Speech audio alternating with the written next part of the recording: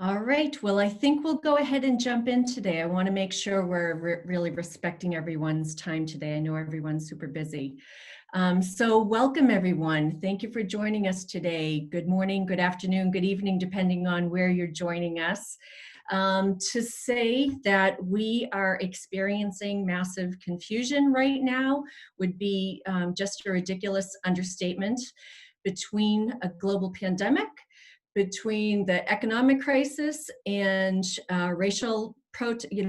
protests against racial injustice, long overdue, and the overlapping confusion that that's all creating is creating enormous challenges for all of us. And we're in the business of confusion in normal times. So we're learning a lot from the clients that we're working with, and keep thinking about our HR friends and wanting to bring what we're learning to a group that we really care about. So before we jump in and do that, I want to offer a little bit of context.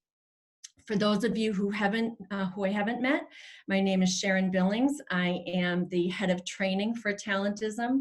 We bring training to executive teams and managers, usually in like high growth, fast paced, big change organizations, working with executive teams and managers to help them navigate the complexities and the challenges and the confusion that comes from working in those environments, and not only navigating it, but really thriving and leveraging it for really meaningful growth and evolution as an organization.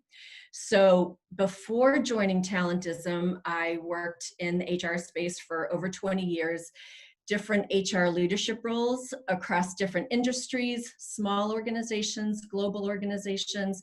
And I saw a lot and learned a lot during that time about what works, good leadership, what doesn't work, good management, bad management.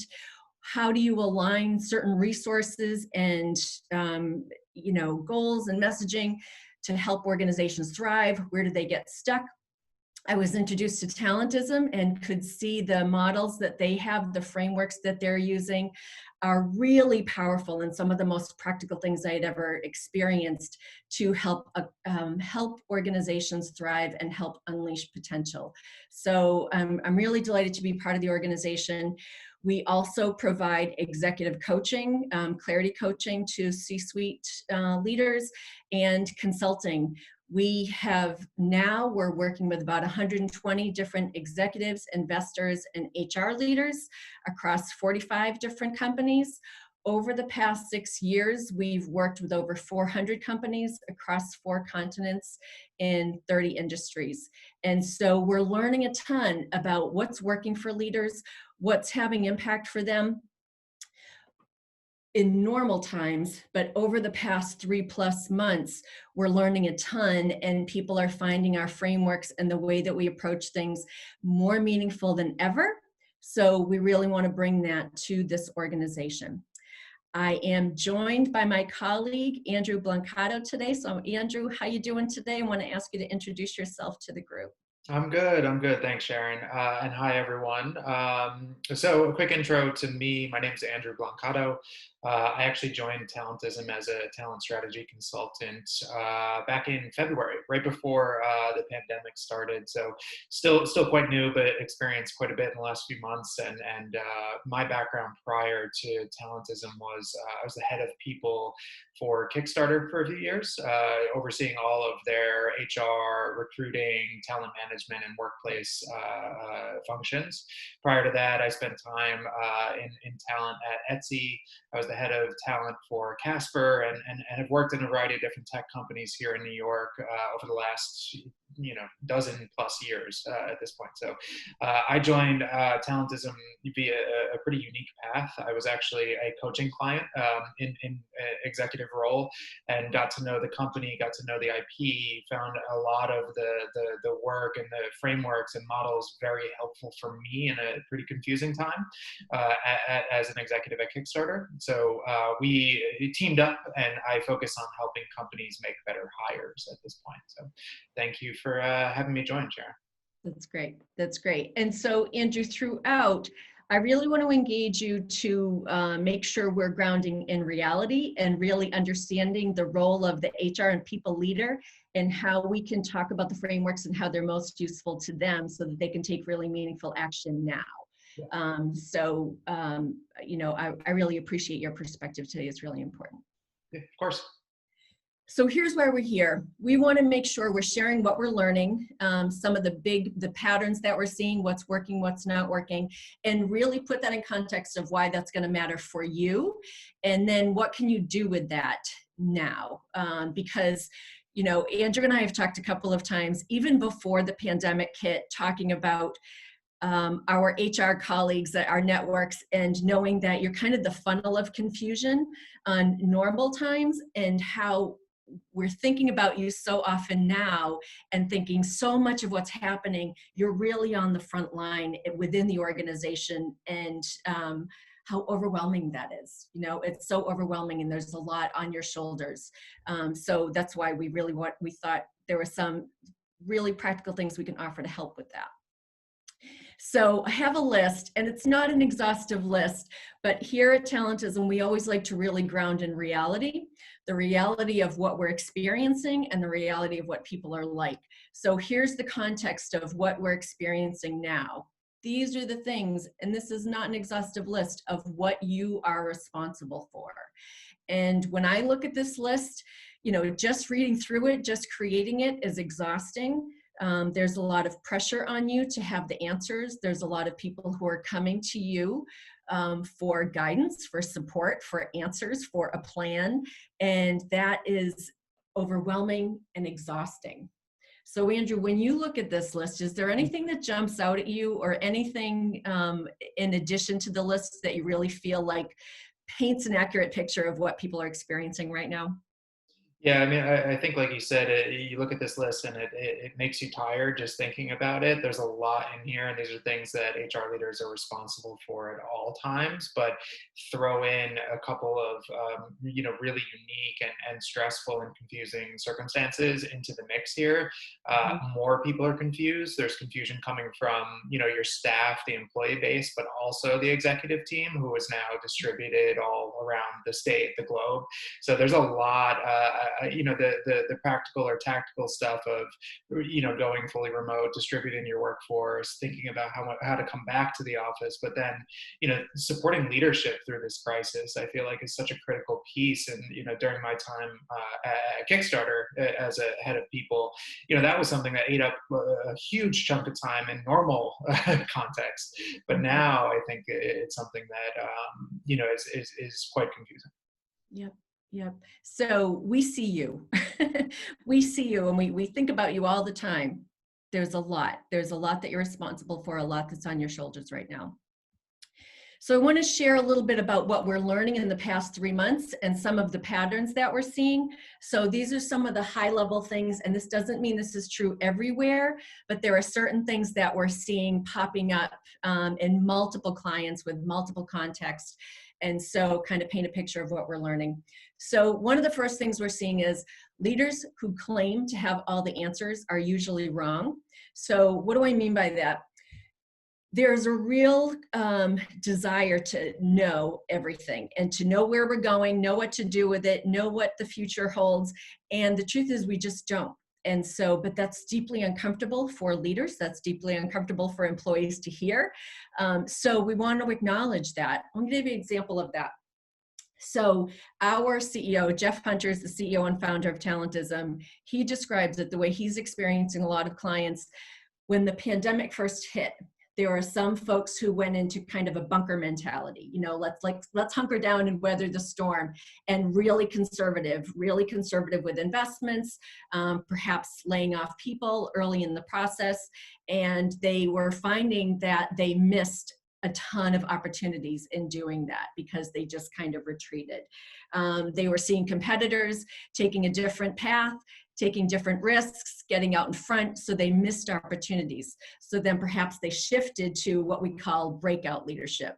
So we have other leaders who, and I would say talentism was in this bucket, really thinking this is our moment. We want to, be the best version of ourselves that we can be. We want to be helpful. We want to get out ahead. We want to lead.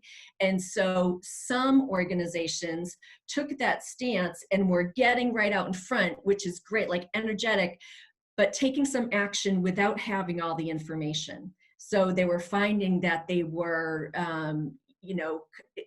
their path was kind of biting them in the butt because they just had not considered all of the facts. So optimistic, running through. So what we're experiencing is people are meandering and going in and out of those different modes.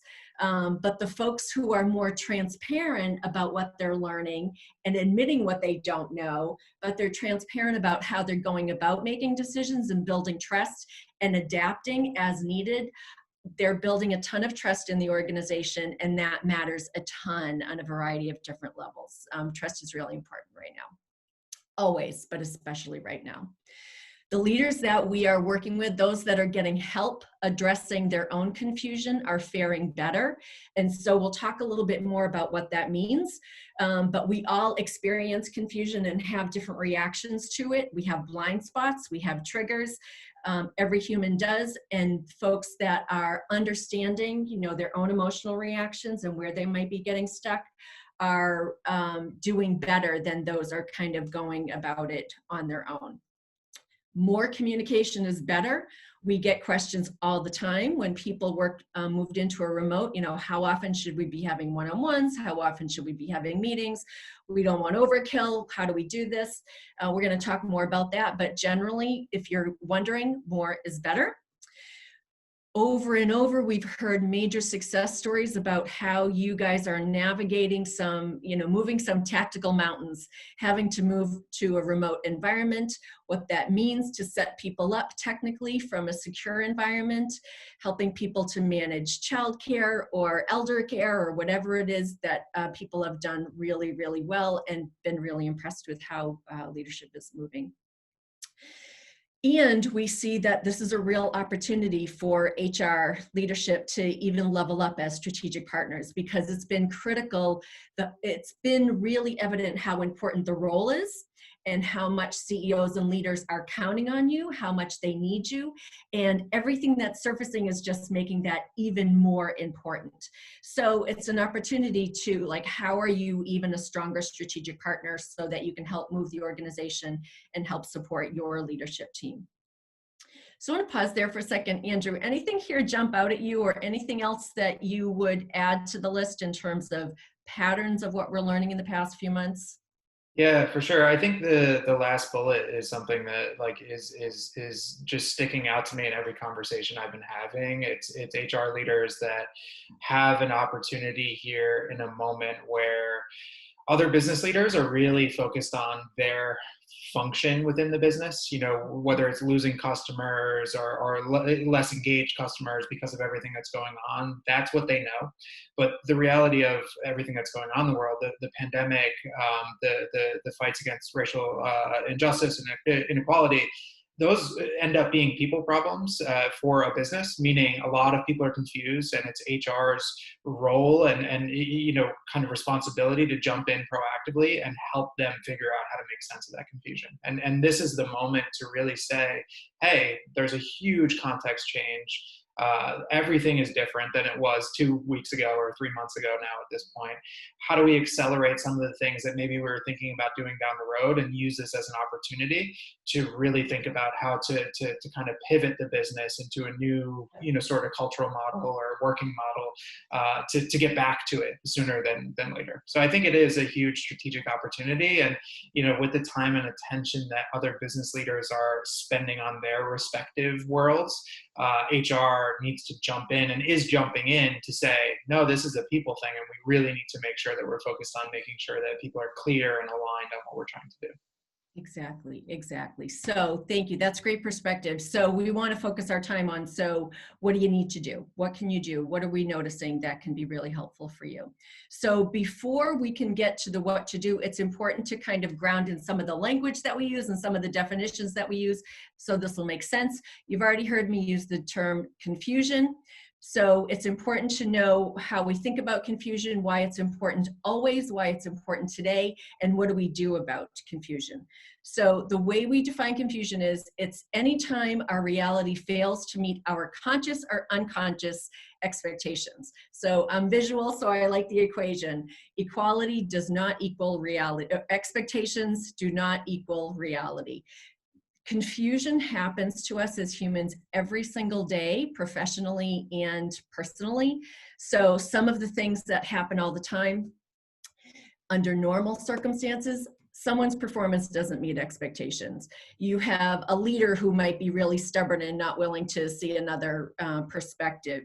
You have teams that have a conflict. You might have culture clashes. You might have hired someone who's not meeting an expectation. You have a process that's supposed to work a certain way and it's not, or people are not following it the right way. You have a set of values and people aren't living the values. You have a product launch that was not received the right way. Technology doesn't work. Like, it's just stuff that happens all the time. So acknowledging that confusion exists is huge. But what makes the difference between organizations that fail and organizations that thrive is how they address it. And that's where we focus. So then think about, we'll talk about the confusion today. People, their health is, they're scared, about their health. They're scared about the health of their family, where, who's doing what, who can go where, who can be close enough to somebody else. Do I have a job? Am I being, profiled in a certain way? Like, there's just so many layers of confusion and how we're experiencing that. So we want to ground in the first piece of reality we want to ground in is that confusion exists and it matters how we address it. So the second part of reality is, how do humans respond to confusion? And this is how we all respond to confusion. Our brains don't like it.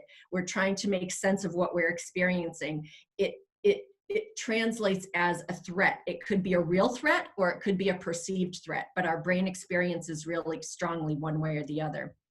So some of the ways our brain reacts is the fight, flight, or freeze reaction. Something's not making sense. I'm going to go into protection mode. I'm trying to seek safety. I'm trying to make sense. I don't like it when there's this cognitive dissonance between what I expected and what I experienced.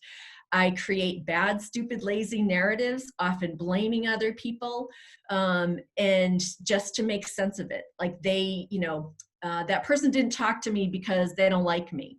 So trying to make sense of it. We don't know if that's true or not, but we create these narratives in our head so that it makes sense. And then we often stay there. And that's the problem when we stay there.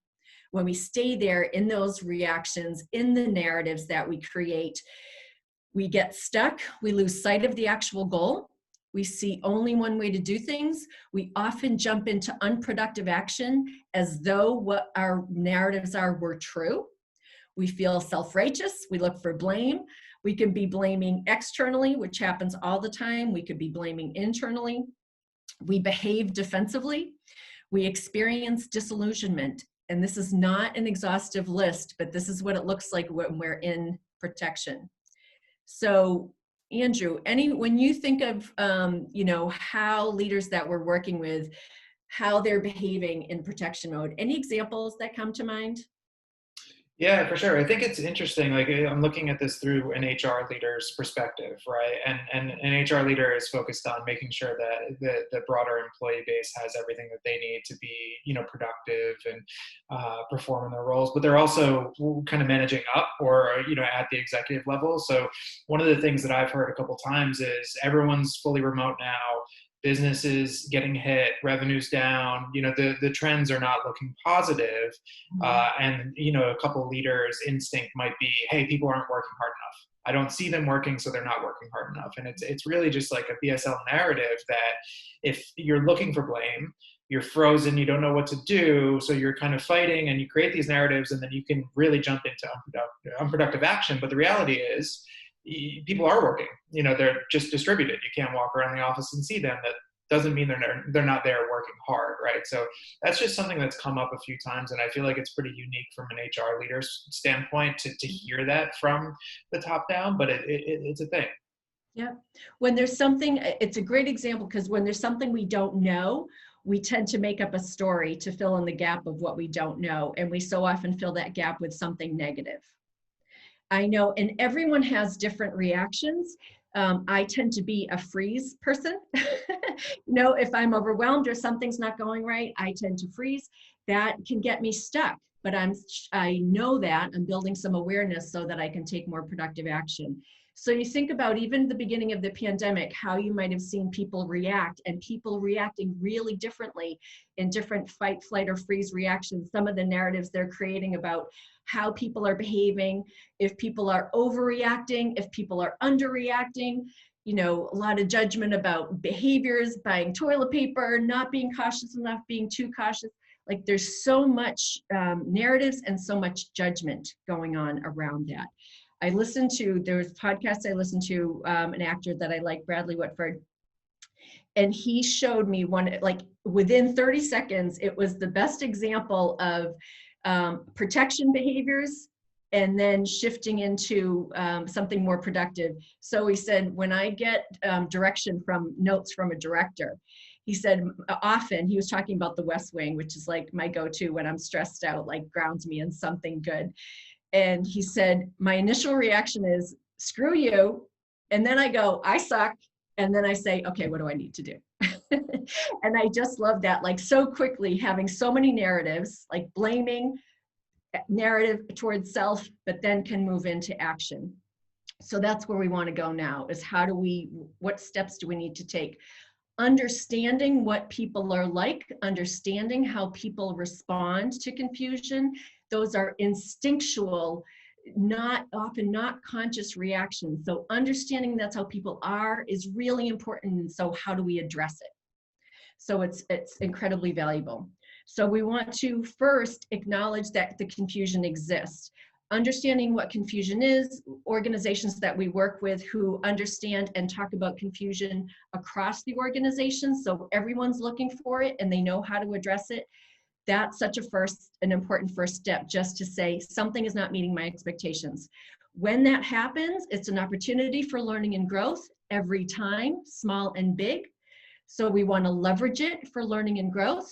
And the good news is that making sense of confusion is a habit that can be built. It's a muscle that you can practice. So what we're going to be focusing on today are some rhythms of behaviors that you can build for yourself and encourage in others. So we want to acknowledge the confusion. We want to reflect on our reactions. I'm having a really strong reaction. Okay, I'm noticing that. That's confusion. Let me notice what's really going on. I want to get curious and ask questions about those reactions for myself and for others.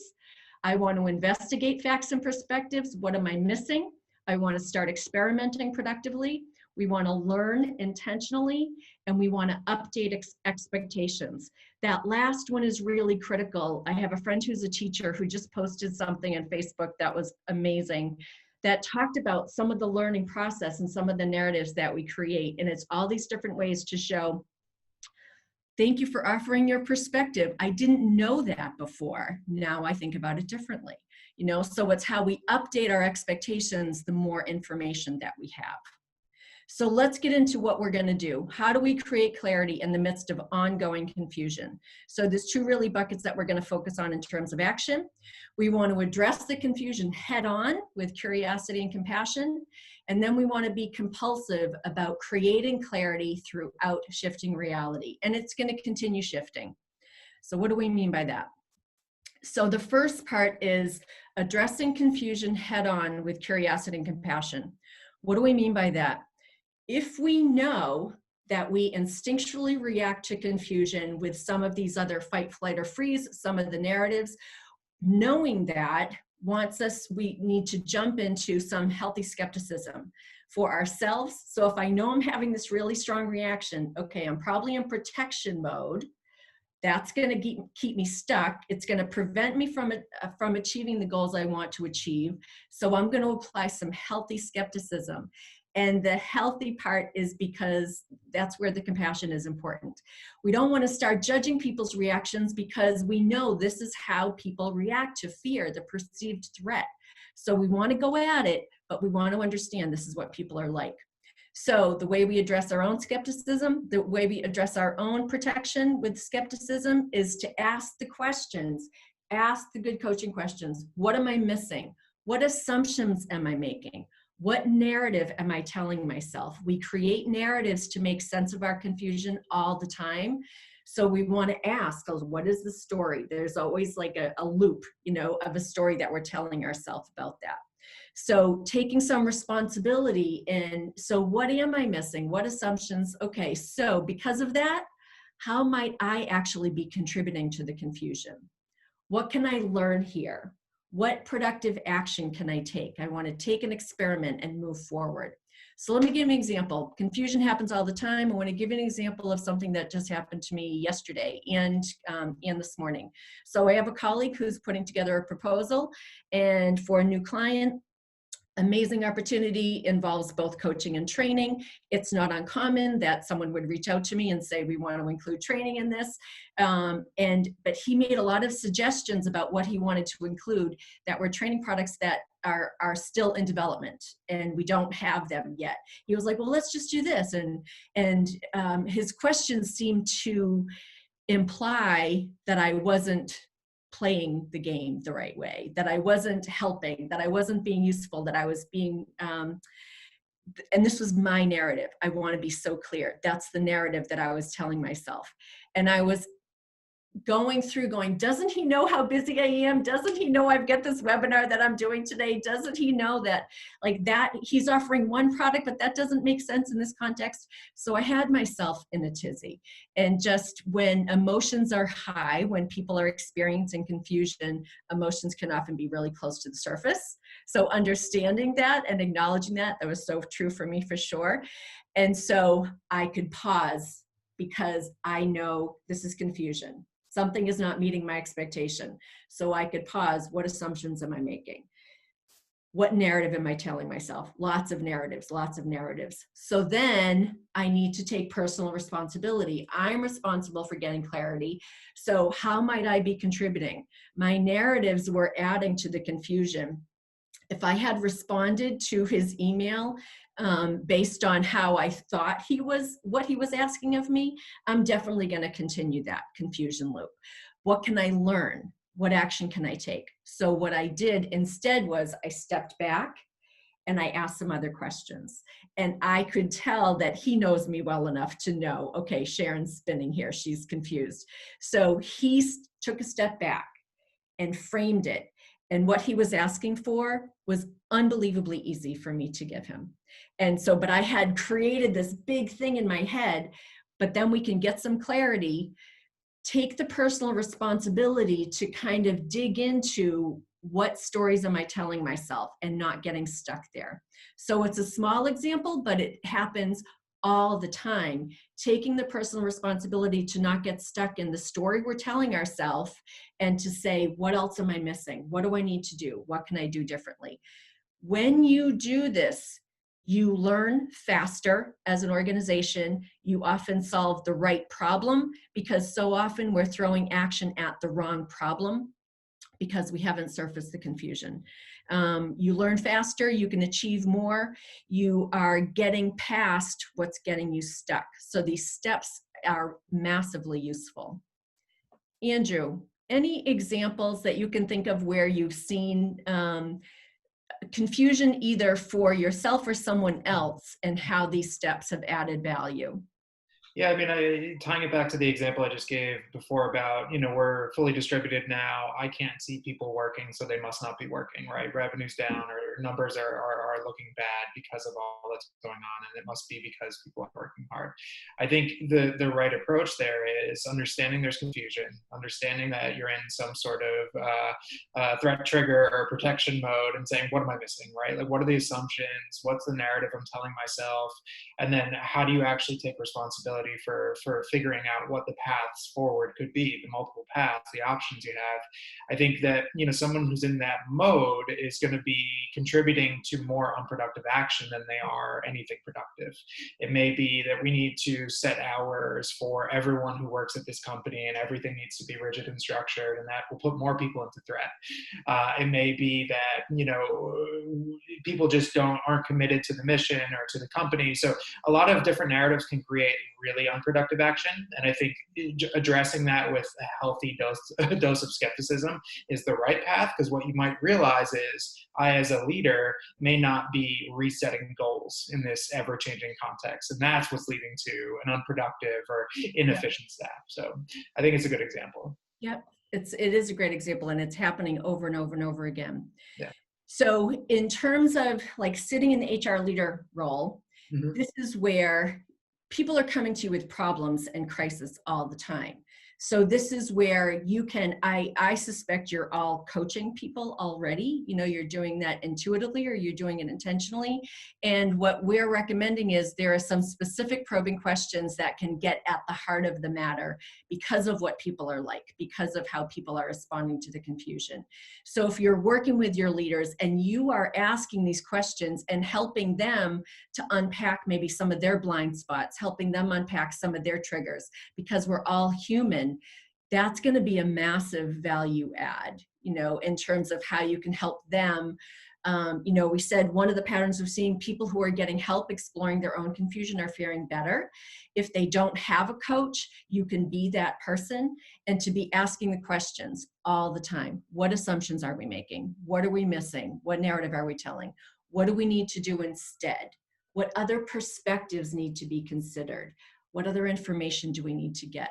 So asking those questions repetitively, you're modeling it and you're encouraging it in others. Personal responsibility takes some humility. It takes some self-awareness, and it takes some humility, and it takes a commitment to getting to clarity. The more that you are doing it, the more that leaders are doing it. Our leader, Jeff Hunter, he does it all the time. He will allow himself to be vulnerable for the purpose of learning and getting at it and taking personal responsibility. There's an enormous amount of trust that comes out of that. So I'm going to shift to the second chunk. So it's addressing, and this is the stuff we teach managers and execs all the time, and it's in the coaching. So trying to hit some of the highlights. The second part of this is huge in this context. So to be really compulsive about creating clarity through shifting reality. So what do I mean by that? People working in a remote environment or working, just through pandemic, all the changes that come with it, often feel untethered. So we want to actively and consistently and explicitly help reorient people, and probably more than you think you should, or more than you think you need to. So what are the things that are the core and important to your business? The purpose of your business, the mission of your business, the culture. What are the things that make you you? And then how does that translate into a new context? So getting ahead of that and talking about that with people. So I'll give you an example. So our purpose at Talentism is to systematically unleash human potential. That purpose is deeply meaningful for everyone that works here, and it's deeply meaningful in this context that we want to help people still unleash their potential. Jeff created something called Purpose of Pandemic. I can't remember the name of it now. It's a bunch of P's. Principles of purpose in a pandemic. That's what it is. And I look at it every day, and it helps ground me in like, what are the decisions we're making on a daily basis? We work remotely anyway. We work in a highly autonomous organization, but having those things that ground us. What are the parts of our culture that we're going to make sure are still there, and actively doing that question we get a lot is, how do we maintain culture in a remote environment? So it's a great question. So you want to ask it, what are the most important parts of our culture? Do we celebrate, do we celebrate wins? So we used to celebrate wins in the conference room, and this is how we celebrated it. So how will you still celebrate wins? How will that look different? And making sure that you're asking the questions and grounding people in that and connecting them to that. The other part of being compulsive about clarity is really about the manager role and how you can help your managers at every level of an organization to make sure that they are syncing on expectations, that they are syncing on goals, that they are syncing on what good outcomes look like, what good behavior looks like, and explicitly doing that over and over and over again. We have the question often, how often should I have one-on-ones? How often should I be meeting with my team? And so, you're doing that enough if people can almost predict what you're going to say. So Jeff, we created a couple of extra team meetings during pandemic where we can check in on people, how we're doing, talking about shifting goals. And at the beginning of every meeting, Jeff will go through and say, as we know, the goal of this meeting is to do this. This is what we're meant to accomplish. We want to check in. We want to talk about what's shifting. So it's really, really intentional, because then we go off. We're autonomous. We work all over the world, and we've all got to make sure that we're staying on task. What our goals are have changed. During the pandemic, we were on one path, and certain opportunities and certain needs and certain pressures and certain challenges arise. So we need to shift what our goals are. So we're doing that intentionally. There are different expectations for good outcomes. It's important for every organization to realize, I know you guys are doing this for sure, is that people are under threat in different ways, different challenges in their working environments. They might have kids that they're homeschooling. They might have office space that's really hard to navigate at home. We have a lot of clients who are in New York and working in small spaces and trying to get all of that, and more than one person working from home. So given that, what are your expectations for how people are behaving and what the outcomes are? So do you want to lower the bar? Do you want to keep it the same? But be explicit about that. We notice in our work that good management is probably one of the biggest challenges that most organizations face, and that's becoming an even bigger problem in this context. So the manager actively setting expectations and then syncing on it all the time is incredibly important. Andrew, any examples that come to mind for this one? Yeah, I mean, a few HR folks that I've talked to have said one of the biggest things is a lot of employees are just unclear of their goals. So they're just naturally afraid of, whether they're at risk of losing their job, or are they not performing up to expectations. But the reality is, like, especially from an HR leader's perspective, managers across the org are your extension, right? They're your arm of making sure that there's clarity across the enterprise, right? So the job is to make sure that those managers know how to reset and realign people around expectations, ever evolving and ever shifting expectations. And I think in the absence of clear, like, quantifiable goals with everything that's going on, staying in sync and aligned with your team is so critical. So that's a big thing that I've been hearing from clients and people I've talked to. Yeah. Yep. One of the things that when you say that, I know there have been several conversations about just around performance management and employees and managers wanting to know, okay, had goals. We set goals at the beginning of 2020. 2020 is going to be our year. We're going to do this, this, and this. And then, everything shifts, everything changes. And so will I still be held accountable to those goals? Is performance management and how I'm compensated and my rating, is that still going to be the same? And so, like, that's HR and leadership to decide. So what will be the case? Yeah, exactly. So knowing that people have those questions, they want to, I work with the assumption people want to do the right work and they want to do it well. What does that look like in a pandemic? What does that look like if you perhaps have a reduced workforce? What does that look like if you're perhaps, like, really shifting your recruiting to, be more inclusive?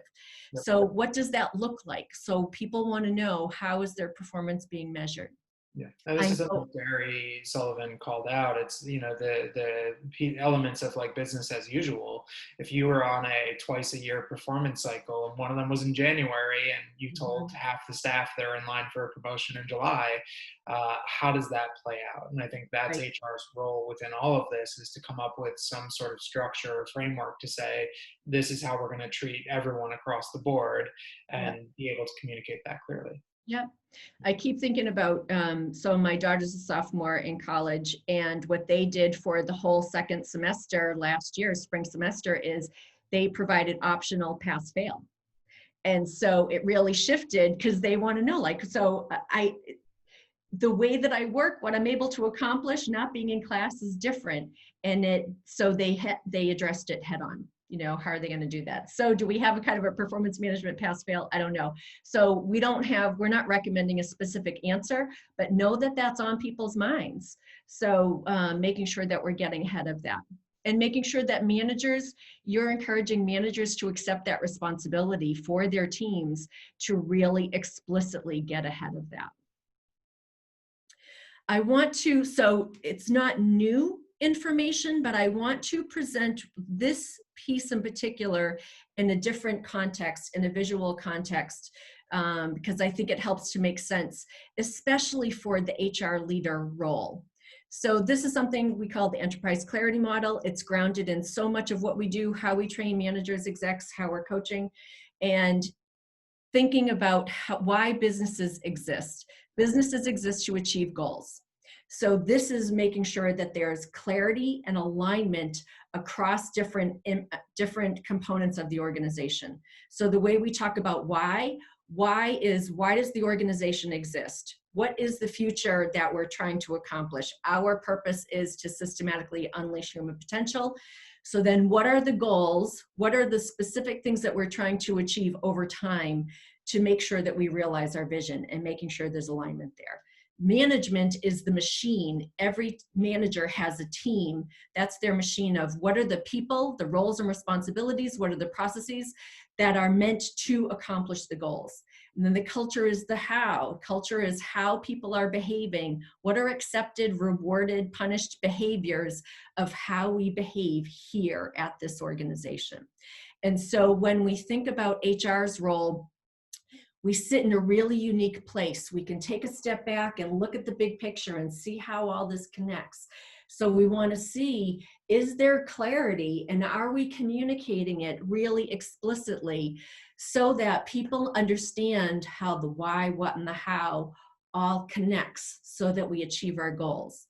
So this is how we are helping managers to achieve their goals and succeed all the time, but it's even more important to double down on making sure we're clear through something like a pandemic and the massive confusion that we're experiencing. So it's even more important through change, and just always taking a step back. I know I have some colleagues on the phone who have been part of. I've worked in an organization where this worked really, really well, and you can see the amount of loyalty, the retention, the revenue the customers, everything was impacted when these things are aligned. So HR sits in a unique seat to really be able to accomplish that.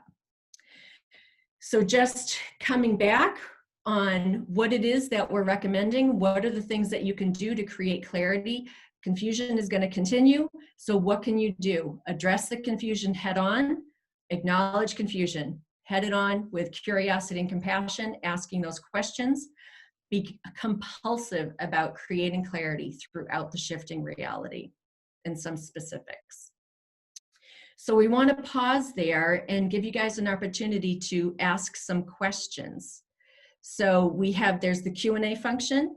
If you guys want to type in questions there, we can answer those for you. If you want to type them in, you can ask them anonymously, or if you want to call out, acknowledge who's asking the question, that works too.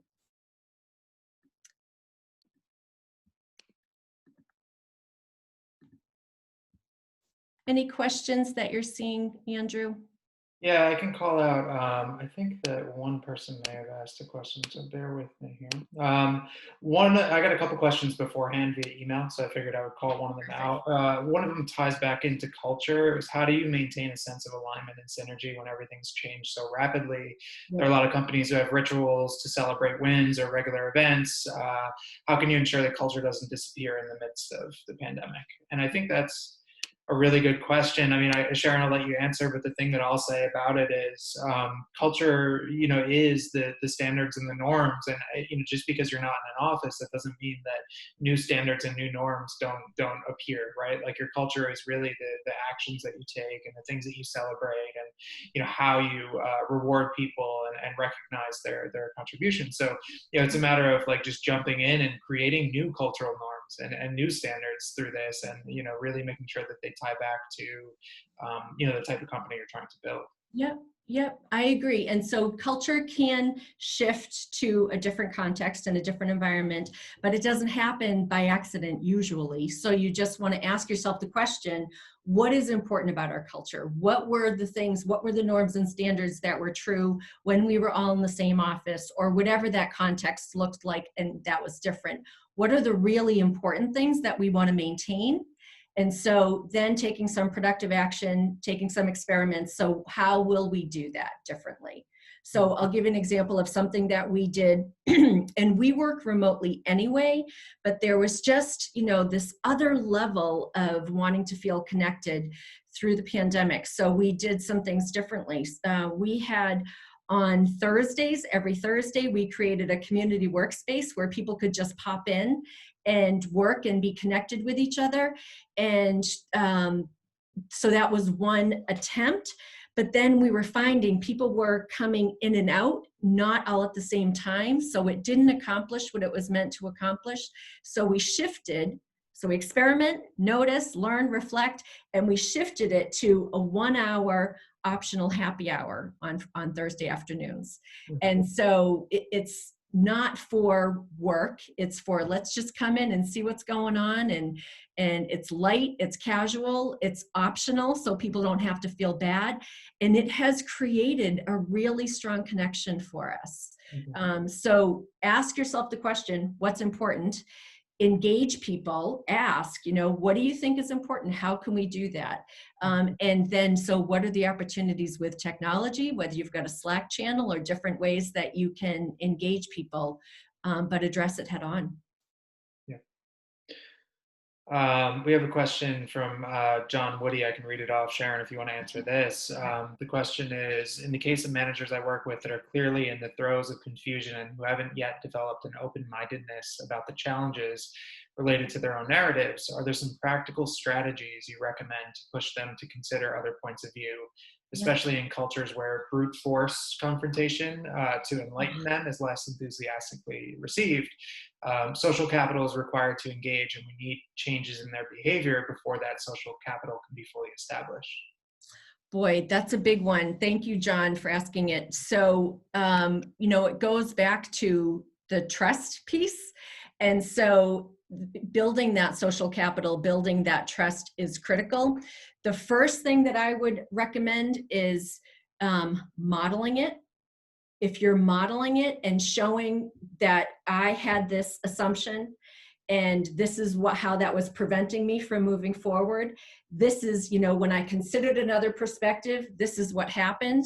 And so demonstrating some humility and demonstrating some learning is one of the first ways to do that.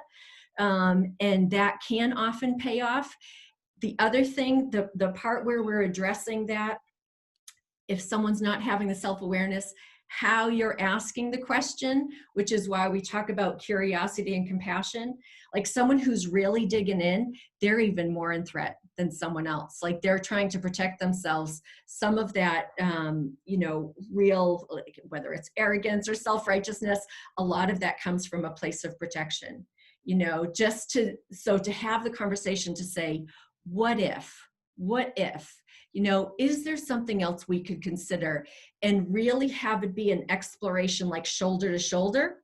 So it doesn't feel like you need to do this differently because they're going to be like, screw you, I don't need to do anything, so there's not a one size fits all. but building the trust, modeling humility, and then having it be an investigation together and just say, let's just try something on, so how you go about it can help kind of break down some of those walls. But that's not easy. There's another one here from Gary Sullivan. What shifts have you seen related to the issues around racial equality? Um, Sharon, you want to jump in on that, and I can give a little bit of context after. Yeah. So one of the things we've heard a lot about, our founder has a ton of experience in executive recruiting, and he's had, I think, a big impact on people, our clients right now, is we tend to hire to culture, and we tend to hire to what we go with our gut and what fits. And often that's someone who looks and thinks just like us. And so really trying to understand what are the biases and what are the narratives and what are the blind spots that we have. We're exploring our own blind spots. So it's not just helping other people explore their blind spots. And to be, we're asking the question, so why aren't your recruiters, why aren't you hiring more diversity? Well, my recruiters aren't bringing more diverse qualified candidates. Well, so then what resources, how are we sourcing talent? So if we keep sourcing from the same places and not getting diverse applicants, then we've got to use some different ways of sourcing. So really holding people to what are the blind spots that they have in how they are perpetuating something. So really actively looking for different ways, different places to source talent, I would say is one step. Andrew, this is an area you have some experience in. I'd love for you to weigh in. Yeah, I mean, I think the reality of the situation today is that people are confused, they're afraid, there's a lot going on. I don't know that there's a clear answer. This is a systemic thing in the world, in society. So, the conversations that I've had with folks have more just been about listening and understanding, and I think that Yeah. that's huge, and that really, like, as it relates to shifts due to everything that's going on. I think the shift is that everyone is listening and a willing sort of follower and wants to learn, and that's different than it's been in the past. But from an HR leader standpoint, that's there's a lot of things systemically in the workplace that are broken, right? There are just issues, and right now what I've seen is people listening and people trying to learn about their own blind spots or the organization's blind spots. So, I think that's a positive, but there's a lot of work obviously to be done. And that's not my area of expertise. You bring up a really important perspective, and that is to first acknowledge, so if we go to how do we address confusion head on, so we first start with that healthy skepticism to say, what am I missing? And really digging into, like, being willing to see, what am I missing? How am I contributing to this? How is there an assumption that I'm making? Are there narratives that I'm telling myself about why we haven't done this earlier? And owning it. Like, really, that's the personal responsibility. So that is where I see, us as an organization, where I see most of the clients are really in that, what am I missing, and learning, and wanting to learn and really going after, I know that's the conversation with my friends. It's like, what are you reading? What are you watching? What are you listening to? What are you learning? So that it can inform action, so really understanding different perspectives right now is massive. A question that somebody asked me, there's no more in the Q&A yet, but a question that someone asked me was just, how do you identify confusion when everyone's fully remote, like as an HR leader? Yep. I think that the reality, confusion shows up in a lot of ways. There was a slide earlier in the presentation that Sharon showed, but confusion shows up in a lot of ways. But as an HR leader, whether it's in this current pandemic or any other confusing moment in time, your managers are really an extension of what you can do, at least in my experience. And managers who understand how to identify confusion and are not afraid to address it head on and learn from it can identify confusion in their teams, right? So if you're thinking about, as an enterprise, there was the model that Sharon showed, ECM, where goals are in the center, and then management, culture, and sort of the why, what, and the how, right, of how the business operates. The management piece is so critical, and managers, part of their responsibility is to identify that confusion and provide clarity. So they're really an extension for you as an HR leader to understand, are there pockets of confusion? Are there gaps in people's understanding of the purpose and the why you're there, what the goals are? So, making sure that those managers are equipped will help you better, kind of lead the organization to clarity. Yep. Yep. I think that's important. So you're proactively looking for it. But the other way that you're just paying attention, like, where's the noise? Yeah. Here's the noise. So, what's coming at you? I really think about, I can't remember if I characterized it this way earlier, but the way I think about the HR role, normal times and even now, like, you are the funnel of confusion. Like, confusion comes. Think about employee relations, think about the conflict, think about performance issues, think about like all the things that happen in an organization. All the problems, all the challenges get funneled to you. So what are the things that are coming to you now? All of those things are examples of confusion. So just thinking about it that way and really breaking it down. So if something I'm experiencing does not match my expectations, what was my expectation? What did I expect, and how was what I'm experiencing different than that? Starting from that, unique point helps you to see where are we missing, and it's happening every day. It's inevitable that it's going to happen every day in this context. I'm just going to call out that there's 2 minutes left. Yes. In the time. Okay, so I'm going to just go to then wrapping us up. If there are other questions that you have, there are ways that you can get in touch with us. You can get in touch with us, with me directly, Sharon@talentism.com. If you have feedback about the webinar, or if there's something else you'd like to learn, you can find me. You can go to our website. You can go to us on YouTube. We're actually going to be posting a recording of this webinar on our YouTube channel. So if there are other people you want to share it with, if there are people, other HR folks or leaders or anyone that you think might benefit, we really welcome sharing that. I talked about confusion and clarity. There is another one of our frameworks that's called 3 C's, that there's a self-study that is public there. There is also a self-study about the enterprise clarity model there. If you want to learn more about that, we've made that public for people. So I thank you for your time. Hopefully this was useful to you, and hoping to continue working with this community as we go forward. And I wish everyone the very best of luck as you're navigating confusion. Thanks, everyone. Thank you all.